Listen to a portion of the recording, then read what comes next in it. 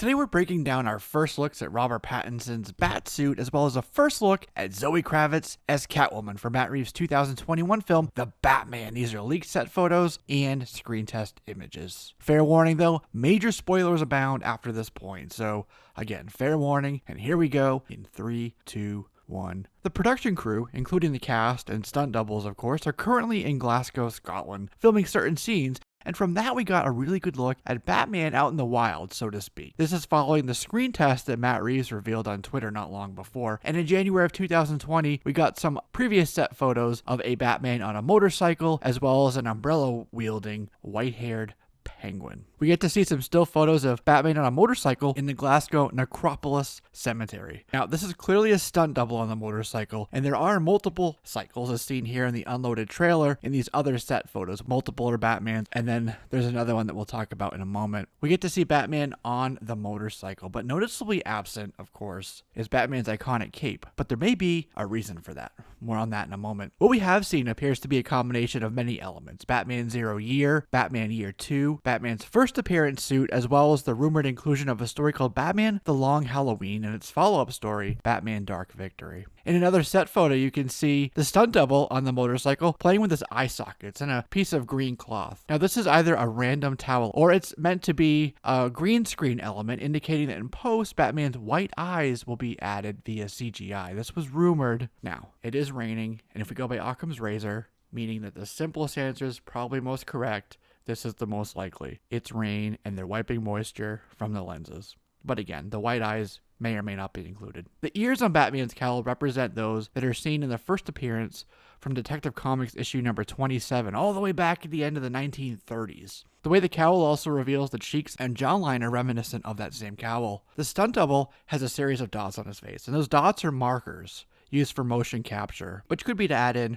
Robert Pattinson with computer graphics later on. The rest of the suit appears to be rather armored and also rather hodgepodge, meaning that there's a lot of different elements to it. It's not a sleek, fluid styling like a more mature Batman would wear, or something that we'd get as an advanced military tech from Wayne Industries. Both of those things would come from a Batman much further on in his quote-unquote career. This Batman appears to be the suit of a new Batman, someone just figuring out his way, someone who's perhaps just come back to Gotham, someone still raw and hurting from the loss of his parents. This is a Batman that, now that he is back in Gotham, is still trying to figure out his place, not only as Batman, but in Gotham City. And to underscore this idea is the moody redness of that screen test, which was meant to evoke raw emotion, both love and pain, both heart and blood. It's a Batman looking for vengeance. Batman's chest symbol, it said, is built from parts made from Joe Chill's M1911 handgun. It's very symbolic that his symbol includes an artifact from the most important defining moment of his life. It's where he's drawing that rawness from that we just talked about. It's also appropriate that it's the closest to his heart. The suit elements themselves are armored, much in the same way the Arkham Knight Batman was armored. The jacket has a collar that you'd find on a military flak vest. It's vastly different from the simplistic stylings of Frank Miller's Dark Knight. It's a suit that inspired what Ben Affleck wore. Now this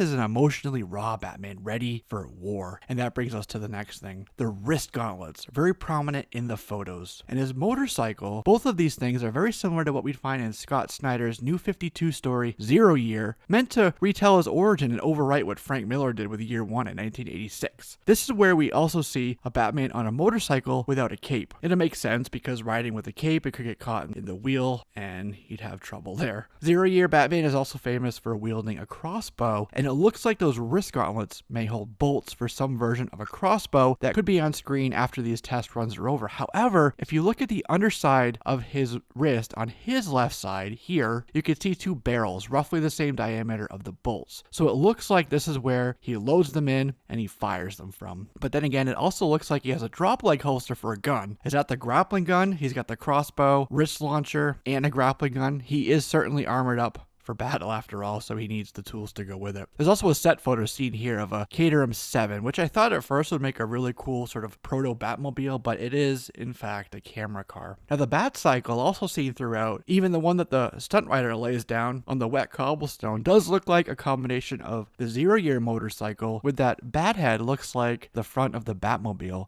from the Golden Age. A new leaked image of Zoe Kravitz as Catwoman has hit the internet as well this weekend. This Catwoman has large eye slits and ears that look very much like the mask Catwoman wore in Batman The Long Halloween. If The Long Halloween is indeed the inspiration, it would most definitely help validate the rumor that this is much more of a detective noir story for the movie than we've seen before. But back to the set photos, there's one shot of a black leather-clad female biker in front of the Batcycle, which does look like Zoe Kravitz. And she has been described as wearing a sort of modified leather riding coat. So this would actually align with that. We've also previously seen Colin Farrell's Penguin in set photos. On Instagram, actor Jeffrey Wright shared that he was reading Golden Age Batman for research on his Commissioner Gordon role for the film. It's a rogues gallery and a cast that also gives weight to the rumor about the Long Halloween inspiration. My opinion on what we've seen thus far, it's definitely different, but I very much like what we see. At this point, it does seem like it is in its own universe and not tied to the DCEU as it is now, and it's Harley Quinn, Suicide Squad, Aquaman, Shazam, Trench connectivity. Although, if it is, it could explain why Batman was absent during the Birds of Prey escapades through Gotham City recently. But now it's your turn. What do you think of Batman? What do you think of these set photos? What do you think of this Batsuit? And also, what do you think of this very brief image that we have of Catwoman? Go ahead and leave me your thoughts down in the comments below, and also don't forget to subscribe to the channel because we upload videos just like this each and every week. And if you like this, you don't want to miss what we have coming up. I'm Jesse, this is JLS Comics, and I'll see you soon.